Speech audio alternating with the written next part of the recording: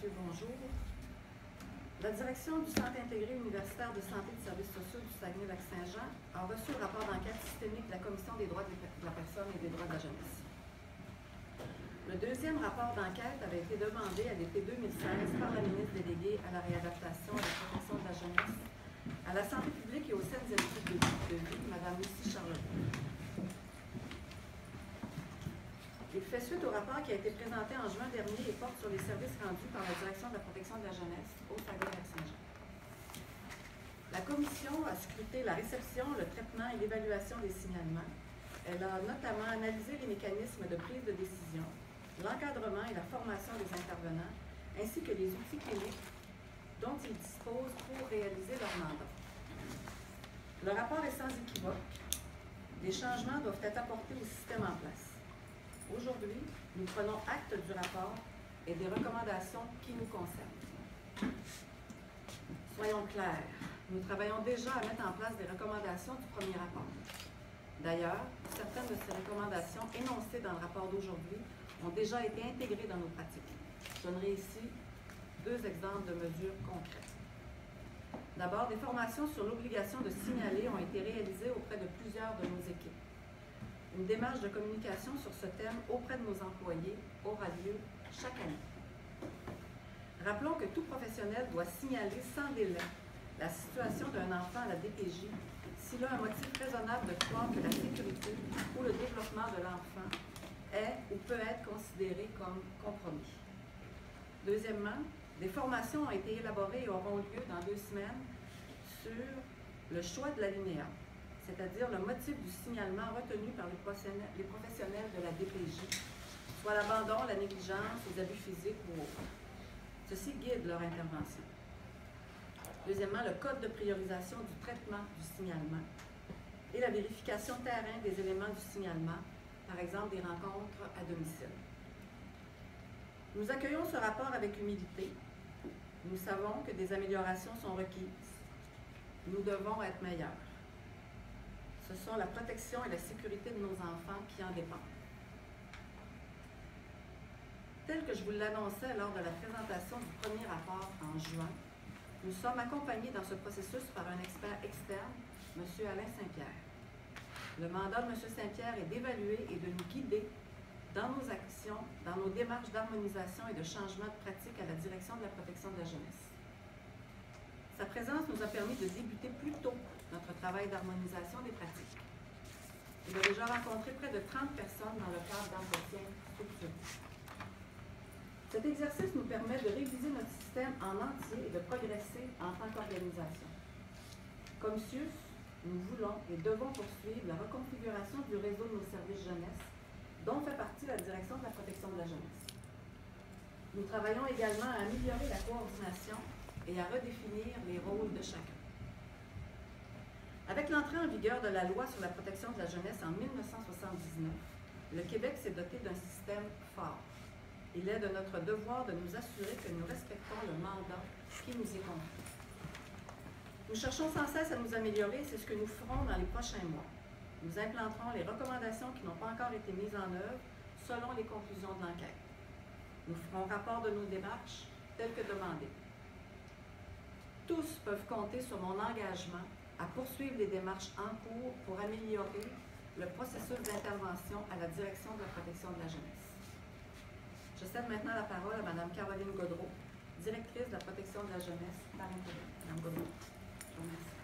Bonjour. Tout d'abord, je tiens à remercier Mme Couture de son engagement et de son entière collaboration depuis le début de cette démarche d'amélioration au sein de la direction de la protection de la jeunesse. Ensemble, nous avons pris acte du rapport de la CDPDJ déposé en juin. Aujourd'hui, nous prenons acte du deuxième rapport et de ses recommandations. Nous souhaitons également vous faire état des démarches qui sont déjà en cours. Depuis mon entrée en poste à titre de directrice de la protection de la jeunesse par intérim, il y a 4 mois, et depuis la demande d'enquête à l'été 2016, des changements ont été apportés aux procédures de rétention et de traitement des signalements et d'évaluation. Nous sommes accompagnés par M. Saint-Pierre qui nous soutient dans nos démarches d'amélioration et d'harmonisation de nos services. À la suite du dépôt du premier rapport le 27 juin, 4 recommandations avaient été émises à l'égard de la DPJ. Ces recommandations concerne la révision des pratiques, la formation du personnel, le respect de l'intégralité des normes ministérielles et l'obligation d'agir dans les délais prescrits lors d'un code de priorisation 1, particulièrement dans les situations d'enfants 0-5 ans. Les démarches entourant ces 4 recommandations sont en cours et nous en ferons rapport à la Commission tel que demandé. Dans le rapport présenté aujourd'hui par la CDPDJ, 9 des 23 recommandations s'adressent spécifiquement à la DPJ. Je peux d'ores et déjà vous affirmer que des mesures ont déjà été appliquées ou sont planifiées pour les 2 tiers de ces recommandations. Les autres seront étudiées avec rigueur et des changements seront apportés dans les délais prescrits. Soyez assurés que mon équipe et moi prenons cette démarche très au sérieux. Nous ferons en sorte que notre système visant la protection et la sécurité des enfants de la région réponde aux attentes. Notre système doit être à la hauteur des enfants qui en ont besoin. Ils sont et seront toujours notre priorité. Merci. Alors, on va passer à la période de questions. Ce serait gentil de vous identifier à votre première question pour le bénéfice de Mme Couture, Mme Legault. Monsieur le président. Merci, Radio-Canada. Quand on lit le détail du rapport, on voit que de sévères blâmes sont adressés à l'endroit des gestionnaires, la direction. Je cite, manque de formation, encadrement inégal, intégration des services après la fusion qui n'est pas finalisée. Et on parle aussi, ça c'est un point qui est important, ils disent que les normes de gestion ont un impact sur le travail des intervenants. Est-ce que les gestionnaires ont fait tout leur travail là-dedans? D'abord, les recommandations qui sont inscrites, on va les suivre à la lettre. Et justement, c'est ça pourquoi on est là ce matin, parce que la Commission des droits de la personne et de la jeunesse nous fait un certain nombre de recommandations. Donc, le travail auprès des gestionnaires, le travail auprès de l'équipe va être fait de façon telle que demandée par un programme de formation structuré. Dans le premier rapport, on nous a demandé de faire une formation pour l'ensemble de notre personnel, donc on est en marche à cet effet-là. Puis, comme mesure concrète que je nommais tout à l'heure, on a déjà commencé aussi à l'interne à faire ce travail-là. Et donc, c'est vraiment l'ensemble de notre direction de protection de la jeunesse sur lequel il faut jeter un regard complet dans son système, dans son processus en entier. Est-ce qu'il y a des gestionnaires qui vont être tassés? Est-ce qu'il y a des gestionnaires qui vont... Est-ce que vous allez procéder à un remaniement? Je ne sais pas comment on peut appeler ça, mais est-ce qu'il y aura des changements au niveau de la direction des gestionnaires? Parce qu'il semble y avoir un problème, je répète, dit que les normes de gestion ont un impact sur le travail des intervenants. Ça laisse entendre qu'il y a des gestionnaires qui se mêlent peut-être un peu trop du travail des intervenants sur le terrain. Ça semble avoir un impact sur le travail comme tel. C'est une interprétation que vous faites à la lecture de la recommandation. Ce que signifie cette recommandation-là, c'est une révision entière de l'organisation de notre système. Donc, une révision au niveau de la pratique comme telle avec la formation, mais une révision aussi au niveau des standards de gestion en termes d'harmonisation, puis une révision aussi de l'organisation des services. Donc, en termes de coordination, en termes de supervision clinique, en termes de chef d'équipe, en termes de spécialistes en activité clinique. Donc, on a vraiment tout un ensemble de révisions à faire pour s'assurer que les normes de gestion soient respectées. Allez-vous changer de gestionnaire en place? Est-ce qu'il y a des changements qui auront lieu? Je vois que madame est en poste depuis 4 mois. Est-ce que celle qui était là avant, elle a été tassée pour ces raisons-là? Alors, vous avez au moins 2 questions dans votre question. La personne qui était en poste au moment où les enquêtes ont été demandées, cette personne-là a choisi de faire une réorientation de sa carrière. Donc, elle n'est plus en poste. Elle va faire un choix en fonction du décret sur l'application du travail des cadres. Donc, c'est une information qui est publique, qui a été nommée à notre conseil d'administration du mois de mai environ. Et Mme Godreau est en poste depuis 4 mois sur une base intérimaire. Donc, il faudra ouvrir un poste, procéder à la confirmation d'une personne à la direction de la protection de la jeunesse, comme directrice, comme directeur. On parle bel et bien de Mme Boivin, c'est bien ça? Madame Madame, et vous serez en troisième là. Comment est-ce que le public peut avoir confiance en la DPJ en voyant toutes ces lacunes-là dans le système? C'est des enfants qui sont déjà fragilisés, qu'on confie, qu'on signale finalement, puis on se rend compte que ils peuvent passer dans les cracks du système. Comment on en est arrivé là, puis comment on peut avoir confiance encore en cette organisation? C'est une question extrêmement importante que vous posez. C'est une question qui nous préoccupe énormément aussi. C'est pourquoi, d'une part, on prend au sérieux les recommandations qui sont faites. Deuxièmement, c'est pourquoi on va les appliquer, parce que le système de protection de la jeunesse, c'est un système fort qui est instauré depuis 1979, je le disais. Donc, c'est important de conserver notre système et de viser à l'améliorer. Puis je laisserai peut-être Mme Godreau poursuivre comme directrice de la protection de la jeunesse. Je pense que vous êtes en mesure d'aller encore plus loin dans cette explication. Je dirais le travail à la protection de la jeunesse n'est pas un travail facile. Il y a beaucoup de gestion de risques qui sont pris au quotidien. Nous sommes constamment à prendre des décisions importantes dans la vie des enfants, quotidiennement. Les gens ne prennent jamais de décisions seuls et je vous dirais que la majorité du temps, nous avons quand même des réussites. Je ne pense pas que le système soit complètement mauvais à ce point. Et les gens qui travaillent en protection de la jeunesse ont à cœur les enfants de notre région et travaillent du mieux qu'ils peuvent, soyez assurés. Ils ont à cœur la protection de nos enfants. Mais comment on en est arrivé là? Parce que là, je veux dire, au Québec, aujourd'hui, le Saguenay-Lac-Saint-Jean, c'est l'endroit où la DPJ, ça ne marche pas. Les enfants, ils tombent dans les cracks, il y a un bébé qui est mort, c'est la DPJ qu'on prend les doigts. En fait, je vous dirais que les lacunes sont au niveau de l'interprétation et de la compréhension commune que l'on a à faire des situations. On a une grille d'analyse qu'on applique avec quatre facteurs toujours, qui sont les faits concernés. Les faits qui nous sont rapportés, on doit les regarder, la récurrence, la gravité et tout ça. On a également la vulnérabilité de l'enfant, donc son âge, ses particularités qu'on doit évaluer, la capacité des parents à corriger la situation, le réseau d'entraide de l'enfant et de sa famille. Donc, on se part toujours de ces critères-là pour voir qu'est-ce qu'on peut apporter, nous, de plus à cet enfant-là pour assurer sa protection. Caroline Labuc, l'énergie des rouges. On a un problème dès le départ, c'est qu'on voit le délai moyen des traitements. On parle de pratiquement 6 jours de différence de la norme établie. Ensuite, la récurrence aussi, des fois, c'est des enfants que le frère ou la sœur, souvent, c'est des enfants que le frère ou la sœur ont déjà eu un signalement. Donc, dès le départ, il y a un problème de qu'est-ce qui se passe sur le terrain, vous manquez d'intervenants. C'est énorme la différence. En fait, vous savez, ça nous préoccupe tout autant que vous, les délais d'attente. Nous faisons tout en notre possible pour pas qu'il n'y en ait. Mais si, par exemple, on a des situations qui sont en attente actuellement et qu'on a une urgence qui entre par secteur, par service, par région, on doit répondre à cette urgence-là. Donc, nécessairement, ceux qui sont en attente vont attendre encore un petit peu plus longtemps. Pour ce qui est des intervenants, nous sommes en ajout d'intervenants. Dans la dernière année, 10 intervenants à l'évaluation et l'orientation qui ont été ajoutés en surpoids pour répondre à ces délais d'attente. Justement, comme suggestion, est-ce que dans les dernières années, vous avez commencé avec plus de cas ou des cas plus difficiles que ce qu'on connaissait avant en région? En fait, oui, plus de situations, ça c'est vrai. On a évalué 250 signalements de plus cette année. On a plus de jeunes en suivi également. Et je vous dirais que les situations sont un peu plus complexes du fait du changement dans la vie des familles aujourd'hui, les familles recomposées, que ce soit les problématiques de santé mentale, de toxico. Donc, on se doit d'élargir un petit peu plus nos pratiques. Oui, ben c'est ça. L'ex-directrice s'appelle Mme Sonia Boivin, c'est bien ça? Oui, oui. Elle, c'était un psychologue, là, chercheur, je pense, qui était... On dit dans le rapport que sa nomination, là, bon, c'était une personne qui avait beaucoup de connaissances théoriques, là, mais après coup, elle ne connaissait pas la loi de protection de la jeunesse, selon le rapport. Est-ce que ça a été une erreur de nommer cette personne-là?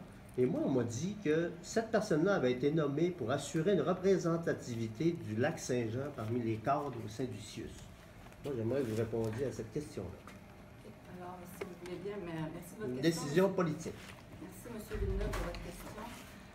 D'abord, la personne qui a été embauchée en mai 2015 environ, au moment de la fusion de l'ensemble de nos établissements pour appliquer le projet de loi 10, ça a été fait selon un processus très rigoureux avec un comité de sélection, avec des entrevues qui étaient des entrevues de haut niveau, et c'est le choix qui a été fait en mai 2015. Dans le rapport de la commission, vous avez repris textuellement des éléments qui ont amené à faire une proposition différente. Cependant, ce que je vous dis, c'est que le choix de cette personne-là a été fait de façon très rigoureuse, comme tous les autres choix qu'on a fait au printemps 2015 pour faire l'ensemble de la structure de nos 18 directions à l'intérieur du CIUS, qui était un changement, vous en conviendrez, très important. Ça, c'est pour répondre à votre première question, le processus très rigoureux. Votre deuxième question, sur la répartition territoriale de l'ensemble de nos ressources. Au final, on avait une répartition territoriale qui était représentative de notre région, mais en aucun temps, le port d'attache de nos directeurs ou de nos directrices était un critère de sélection. OK. Pour reprendre, j'aimerais peut-être un complément. On a parlé tantôt là, des intervenants. J'aimerais savoir, les intervenants à la DPJ, il y en a combien? Et combien ils ont de dossiers à s'occuper, combien de familles? Moi, on m'a dit qu'à la DPJ, chaque intervenant auparavant avait 22 familles à s'occuper. On est rendu à 32 familles. Est-ce que c'est des chiffres qui sont véridiques? Non, en fait, actuellement, les gens ont 22 familles à s'occuper. On a établi une grille de cotation de charge de cas, je vais le dire comme ça. J'aurais aimé utiliser autre mot, mais les gens ont 22 dossiers en moyenne. Comparativement à combien auparavant? Moi, dans le temps de la pratique, on est déjà allé jusqu'à 30. Ça a déjà été un petit peu plus bas. Je pense qu'on est déjà allé à 20, mais actuellement, c'est 22 dossiers. Monsieur? Stéphane Bouchard, pour le journal de Québec. Il y a un petit garçon, pour en arriver à ces 23 recommandations-là, de payer sa vie. Est-ce que c'est possible aujourd'hui, ça se produit encore au moment où on se parle? Ce qui a été fait par le rapport et ce qui est fait dans le premier rapport dont je parle, parce que vous parlez du décès du petit garçon, et l'enquête systémique, ce sont deux rapports qui vont dans le même sens. Et ce qui est extrêmement important, c'est que ça ne se reproduise plus jamais. Au moment du dépôt du premier rapport, nous avions très clairement dit que le système n'était pas parvenu à protéger cet enfant-là.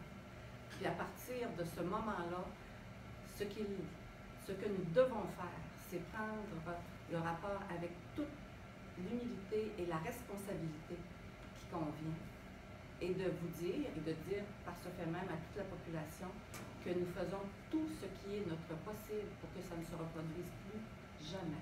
Donc, les recommandations seront appliquées. Madame la Présidente, complémentaire. DPJ plus ou moins 40 ans, comment ça se fait qu'il est encore aussi perfectible dans la région? Comment ça se fait que le modèle soit des failles, des gens comme ça? Vous savez, tout change rapidement. Les familles, je le disais tout à l'heure, les familles changent, les standards changent, les pratiques changent. On est de plus en plus à l'affût des meilleures pratiques. Donc, c'est de tout ça qu'on doit s'inspirer pour apporter des recommandations qui sont demandées. J'aimerais répondre à votre question. Un enfant perdu, c'est un enfant de trop et on en veut plus. Est-ce que ce sont des erreurs humaines ou des erreurs bureaucratiques? Est-ce qu'on doit blâmer le gouvernement parce qu'il a fait une fusion puis on n'a pas eu les ressources pour bien faire la réorganisation? Ou ce sont des gens qui manquent de jugement à l'intérieur de l'organisation? Alors, parmi toutes les hypothèses que vous avez évoquées, je n'en retiendrai aucune. Parce qu'au fond, ce qui s'est passé ici, je le disais tout à l'heure à monsieur, c'est un système qui n'a pas réussi à protéger cet enfant-là. Et à l'intérieur des pratiques, il y a eu des modifications, il y a eu des changements. Donc, comme établissement et comme système, puis les recommandations le disent, c'est l'ensemble des processus qu'il faut revoir à partir de la réception, traitement des signalements jusqu'à l'application. On a vraiment cette obligation-là d'améliorer ce qui est pour que ça ne se reproduise plus jamais. Il y a eu un glissement, il y a eu un système qui n'a pas réussi à protéger l'enfant dont il était question au mois de juin. Les recommandations d'aujourd'hui vont dans ce sens-là et il faut absolument qu'on les applique pour en arriver à améliorer notre système. Ce que je vous demande, c'est pourquoi le système, il y a un problème. Est-ce que c'est les gens qui sont dans le problème? Est-ce que c'est parce que le gouvernement vous donne pas assez de ressources? Est-ce parce que vous avez une fusion dans la gorge? C'est quoi le problème? Pourquoi le système en est arrivé là, ici, au Saguenay-Lac-Saint-Jean? Si vous reprenez chacune des recommandations, vous allez voir où est-ce que dans le système, on a eu une problématique. Donc, c'est chacune des recommandations qui devient extrêmement importante au niveau de l'application de ces recommandations-là. Quand on parle d'un système, c'est un ensemble de processus. Donc, il y a des individus, il y a des standards de pratique, il y a des situations, il y a des contextes. Tout ça est en évolution. Puis ce qu'il faut, c'est qu'on puisse reviser, réviser et améliorer ce système-là. Je suis certaine que vous comprenez ce que je veux dire. Martineau? Quand on regarde la période à laquelle on a procédé à l'enquête, c'est sur des signalements qui ont été faits entre... attendez que je revienne. c'était en 2015 ou 2016. Ça correspond à la période où le gouvernement Couillard a commencé ses coupures dans le réseau de la santé, et particulièrement dans le secteur de la DPJ. On s'en souvient parce que c'est des coupures qui avaient été décriées de tout par les syndicats à l'époque. Est-ce que ces coupures-là ont un lien avec ce qu'on a, la situation devant laquelle on se retrouve aujourd'hui? Au niveau de la direction de la protection de la jeunesse, Mme Gaudreau soulignait tout à l'heure, on a même ajouté des ressources. Alors, on a fait en sorte que les services soient rendus tels qu'ils devaient être rendus. Cependant, ce qu'on voit avec le rapport, c'est qu'il y a des améliorations à faire au niveau des services. Mais au niveau des ressources consacrées à la direction de la protection de la jeunesse, comme je vous dis, on a même fait des ajouts dans les derniers mois, mais dans les mois aussi dont vous parlez. Donc, on est vraiment là à une amélioration de l'organisation des services, du suivi, de la compréhension des alinéas dont il est question. Donc, c'est vraiment un ensemble de choses qu'on doit faire. Donc, les coupures du gouvernement ne sont pas en cause dans cette situation-là? On ne peut pas parler, on ne peut pas faire de relation de cause à effet de cette façon-là. Comme je vous le disais tout à l'heure, on a même fait des ajouts pour les listes d'attente, pour augmenter en fait le nombre de personnes dans les équipes. Donc, on ne peut pas faire cette relation-là dont vous parlez. Madame la Ville, monsieur Pénel. J'ai une question. La DPJ, c'est dans l'ensemble du Québec. Là, vous parlez beaucoup du système et de faire dans le système. Est-ce qu'on va se retrouver avec d'autres situations de genre ailleurs au Québec? Est-ce que vous travaillez dans du clos par région? Ben, d'abord, excusez. D'abord, ce dont on parle, c'est ce qui s'est passé ici au Saguenay-Lac-Saint-Jean. Donc, 275 dossiers qui ont été analysés. Ce rapport-là parle de nous. Ce rapport-là nous dit des choses que nous avons à faire. Pour ce qui est de l'ensemble du système, vous comprendrez que moi, je ne suis pas en mesure de parler de l'ensemble du système. Mais pour se parler, Mme Gaudreau, elle, va être en mesure de vous dire ce qu'il y en a. Oui, on se parle. On a une table de DPJ nationale. Donc, j'étais là justement vendredi dernier. Nous avons tous les mêmes contraintes. Nous avons tous la même gestion de risque au quotidien, les prises de décision importantes. Nous avons tous beaucoup de travail, beaucoup de attentes. Donc, je ne peux pas parler de façon pointue ce qui se passe dans les autres régions. Il n'y a pas des fois où vous vous êtes dit, cette façon de faire-là, nous, on ne la fait pas chez nous, ou ça je me rends compte qu'on ne fonctionne pas chez nous. Mais effectivement, on a l'opportunité de se comparer, mais c'est difficile de se comparer parce que nous n'avons pas le même nombre de ressources, nous n'avons pas le même territoire, nous n'avons pas le même... Donc, on peut aller chercher des brides d'informations et tenter de l'adapter à notre région, mais on a chacun nos particularités. Monsieur Pénel. Oui, une sous-question à ma sous-question de tantôt. Je voulais savoir, 22 familles à s'occuper, là, il y a combien d'intervenants à la DPJ? Et j'aimerais savoir, 22 familles à s'occuper quand c'est des cas problématiques par intervenant, est-ce que c'est pas trop? En fait, je n'ai pas le nombre précis d'intervenants. Je pourrais vous le faire suivre par l'intermédiaire des communications. Mais les gens ne sont pas seuls, n'assument pas 22 situations seules. Il y a souvent un éducateur au dossier. Le jeune peut avoir une problématique de santé mentale, donc un intervenant en santé mentale également, quelqu'un de la première ligne. Donc, chaque situation est différente et souvent, on est plusieurs autour d'un enfant et d'une famille à s'occuper. Parce que ce qu'on remarque dans le communiqué, dans le rapport, c'est qu'il y a des normes qui n'ont pas été appliquées. Les lois n'ont pas été appliquées au sein de la DPJ. Quand on regarde le contenu du rapport. Des normes, entre autres, on est en deçà, c'est-à-dire que le nombre demandé d'évaluation par année, nous, on en demande moins à nos gens, en considérant le territoire, en considérant tout ce que je viens de vous dire. Donc, oui, on se plie aux normes, mais en même temps, on reste intelligent, le jugement est toujours pertinent. Autre question? Bien, merci. Alors, Mme Couture et Mme Gaudreau sont disponibles pour des entrevues individuelles.